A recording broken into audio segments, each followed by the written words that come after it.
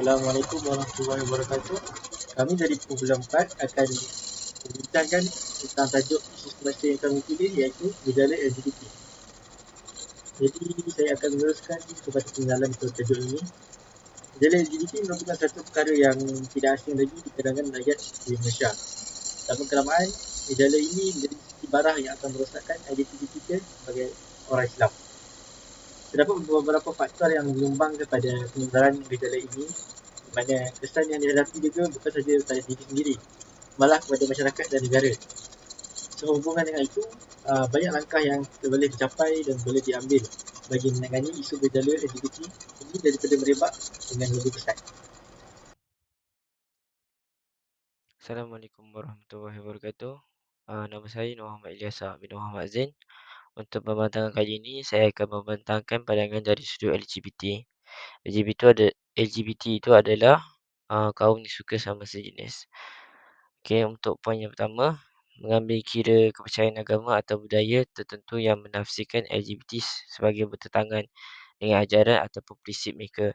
Ini bermaksud LGBT ini tidak ada dalam agama mereka dan dia melanggar prinsip hidup mereka di mana di zaman datuk nenek mereka tidak melakukan LGBT ini.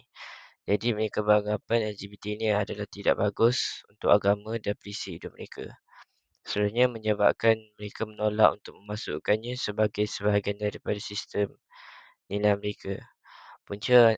Antara punca mengapa mereka menolak adalah LGBT ini adalah perkara yang tidak normal dan ia bertentangan dengan apa yang kita faham, yang iaitu kita suka sama sejenis dan dia akan menyebabkan kadar pelahiran di zaman seterusnya menurun. Okey, untuk poin yang seterusnya, berdasarkan amalan sosial dan tradisi yang telah lama wujud dalam masyarakat, mereka menolak untuk mengiktiraf atau menerima LGBT kerana mereka menganggapnya melanggar amalan ini.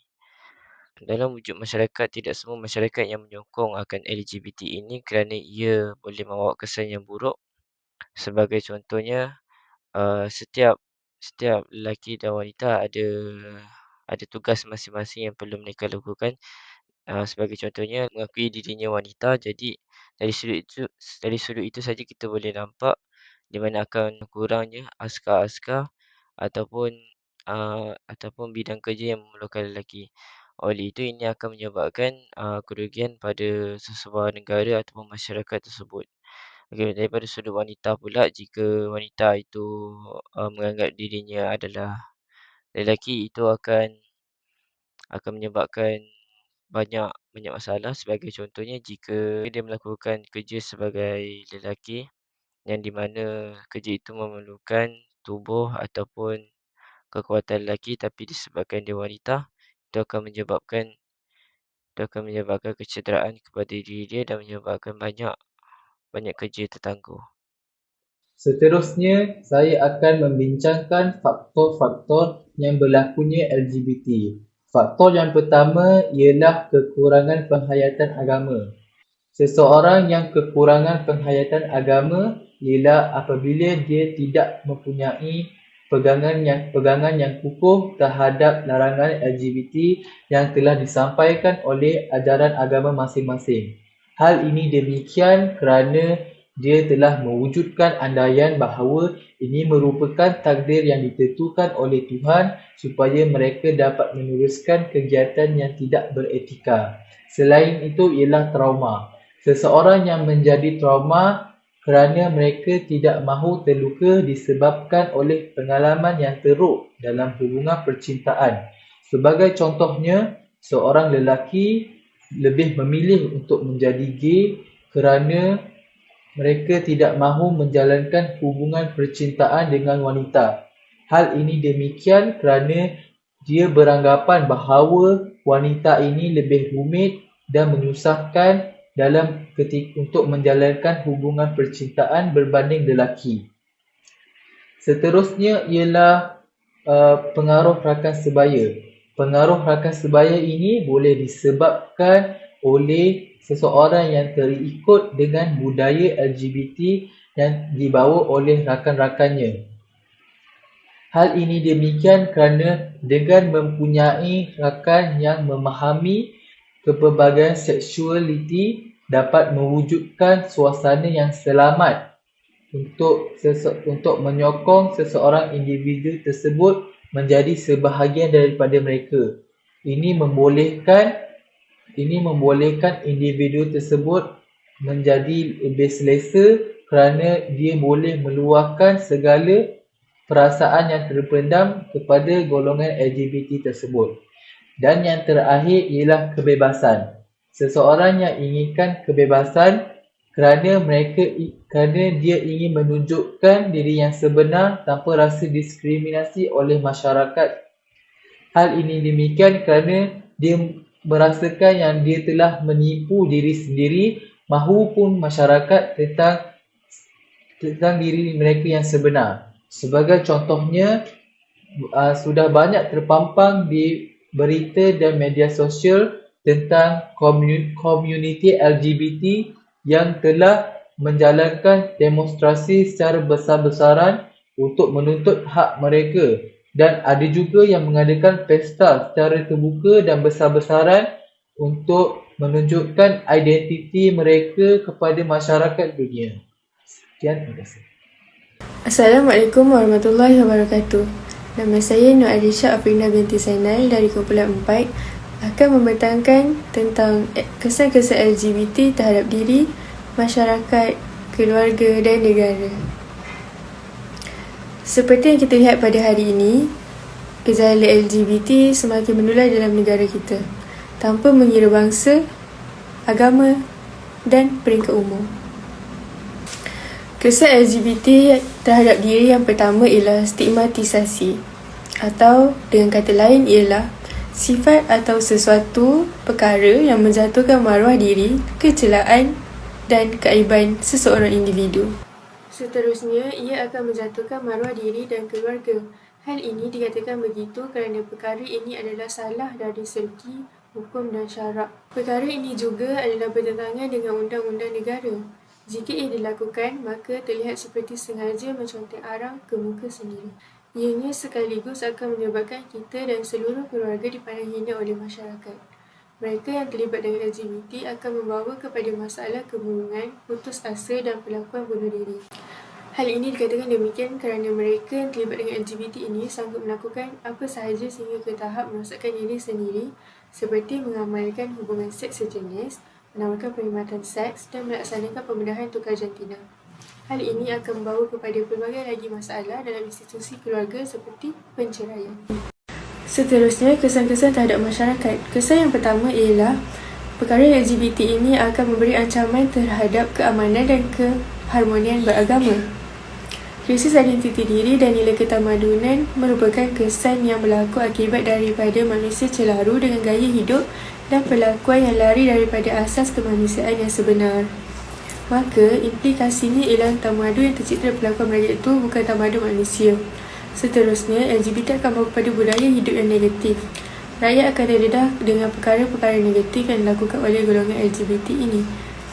Hal ini demikian akan menyebabkan masyarakat yang duduk berdekatan dengan golongan LGBT ini berisiko tinggi untuk terpengaruh dengan gaya hidup yang dijalankan. Golongan remaja lebih mudah terpengaruh untuk mengikuti budaya negatif kerana kecenderungan sifat mereka untuk lebih tahu sesuatu perkara sangatlah tinggi. Mengikut kajian, sebanyak 50% pesakit HIV merupakan golongan LGBT. Kadar peratusan ini dilihat semakin meningkat dari tahun ke tahun dan dibimbangkan akan semakin meningkat jika ianya tidak dibendung dan dibiarkan menapak dengan selesa di negara kita. Bagi kesan-kesan LGBT terhadap negara pula, golongan LGBT ini akan mencemarkan serta menjatuhkan nama baik negara. Hal ini demikian kerana negara kita merupakan negara yang menjadikan agama Islam sebagai agama rasmi. Dan perkara ini berkait dengan poin kedua saya, iaitu perkara LGBT ini telah terpeson dari landasan akidah dan ajaran agama Islam. Hal ini akan menyebabkan negara-negara luar memandang serong terhadap negara kita kerana tidak menerapkan ajaran Islam dengan sebaiknya.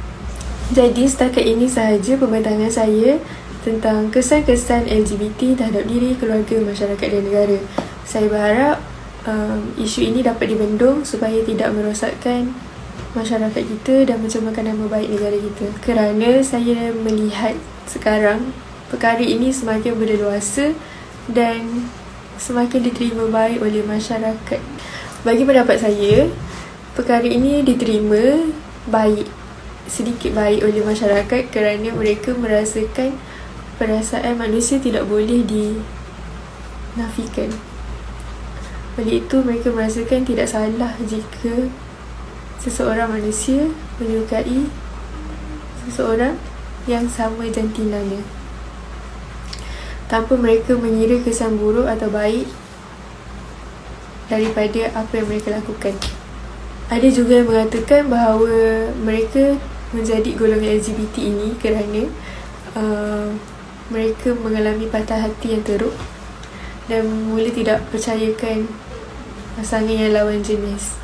Jadi mereka mengambil keputusan untuk bercinta dengan kaum sejenis kerana mereka merasakan golongan yang sejenis ini, especially kawan-kawan sendiri, lebih memahami apa yang mereka rasa.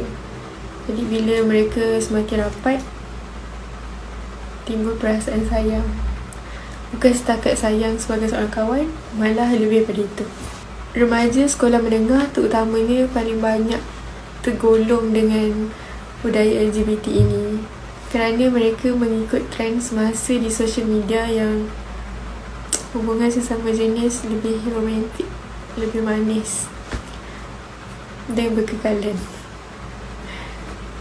Jadi harapan saya perkara ini dapat dibendung dan ditekankan sejak di bangku sekolah lagi supaya tidak melarat dan getting worse. Assalamualaikum warahmatullahi wabarakatuh. Saya Muhammad Amir bin Abdul Hamid daripada Kumpulan 4 dan pada hari ini saya akan membentangkan mengenai langkah-langkah untuk mengatasi gejala LGBT. Jadi yang pertama sekali adalah melalui peranan kerajaan, di mana pihak kerajaan haruslah bekerjasama dengan badan agama seperti JAKIM dan badan NGO lain agar bersama dapat mencegah isu LGBT di Malaysia. Contohnya, JAKIM dan agensi yang berkaitan telah menerbitkan modul kaunseling syar'i, manual HIV/AIDS dan melaksanakan program pemulihan kepada golongan yang terlibat dalam gejala keruntuhan akhlak dan budaya hidup songsang. Pihak terbabit juga boleh menjemput bekas golongan LGBT yang telah kembali ke pangkal jalan ke program tersebut agar golongan LGBT ini diberikan pendedahan tentang keburukan LGBT. Dengan itu, ianya dapat memberi bimbingan dan dorongan kepada golongan LGBT pada masa sekarang agar pendedahan dari program ini dapat dijadikan iktibar kepada mereka untuk kembali ke fitrah asal. Dan yang seterusnya adalah melalui peranan media massa. Pihak media massa merupakan salah satu medium dalam menyalurkan, mempublikasikan dan menterjemahkan setiap sudut isu yang dibahas melalui penyampaian komunikasi kepada orang ramai. Para penyiar boleh memaknai maklumat-maklumat mengenai LGBT seperti kes semasa yang berlaku ketika ini, keburukan terlibat dengan gejala LGBT dan juga media massa boleh memaknai kandungan yang dapat membantu para mereka yang sedang berusaha meninggalkan gejala ini. Selain itu juga melalui peranan ibu bapa perlu mengawasi keadaan anak-anak mereka sekerap yang mampu. Perubahan fizikal dan emosi anak-anak perlulah sentiasa dikawal agar kecenderungan mereka terhadap gejala LGBT ini dapat dibendung. Ibu bapa boleh membantau anak-anak mereka dengan cara memeriksa kandungan telefon pintar anak-anak, berkenalan dengan rakan-rakan mereka dan memahami peribadi anak-anak mereka. Tindakan yang tegas wajar diambil oleh ibu bapa sekiranya anak-anak mereka terlibat dalam gejala LGBT. Dan yang terakhir sekali adalah dengan mendalami ilmu keagamaan. Mempunyai ilmu agama yang baik dalam diri dapat membantu seseorang daripada terjebak dengan gejala LGBT. Namun begitu, menuntut ilmu sahaja tidak cukup. Kita seharusnya beramal dengan ilmu tersebut agar dapat meningkatkan iman dalam diri. Dengan itu, kita berasa takut untuk melakukan perkara-perkara terkutuk seperti gejala LGBT ini. Di samping itu, dengan mendalami ilmu agama juga dapat membantu diri daripada terhindar kepada pergaulan-pergaulan yang negatif seperti pergaulan bebas lelaki dan perempuan dan pergaulan yang membincangkan hal-hal zina. Di dalam surah Al-Isra ayat 32 juga Allah Subhanahu Wa Taala telah mengingatkan manusia bahawa dan janganlah kamu menghampiri zina. Sesungguhnya zina itu adalah satu perbuatan yang keji dan satu jalan yang jahat, iaitu yang membawa kerosakan. Sekian sahaja daripada saya. Terima kasih. Assalamualaikum warahmatullahi wabarakatuh. Seterusnya, kita akan membincangkan kesimpulan. Ialah perbincangan mengenai isu gejala LGBT kian didengari dari pelosok dunia sehingga kan sudah semakin meluas di Malaysia. Isu ini semakin menjadi isu utama di Malaysia dan sering menjadi perbualan oleh pihak media di Malaysia. Seperti yang kita mengetahui, budaya LGBT ini sememangnya menyimpang daripada norma masyarakat, terutama melibatkan isu agama dan budaya. Hal ini kerana isu LGBT ini merupakan perbuatan yang melanggar hukum agama Islam, sedangkan Malaysia sendiri merupakan sebuah negara yang berpegang teguh pada ajaran Islam serta telah termaktub dalam Perlembagaan Malaysia iaitu Islam sebagai agama rasmi. Oleh itu, budaya negatif ini jika dibiarkan tersebar secara berleluasa dalam masyarakat, ia dibimbangi akan menjadi sejenis wabak yang boleh menyumbang ke arah keruntuhan bangsa dan negara.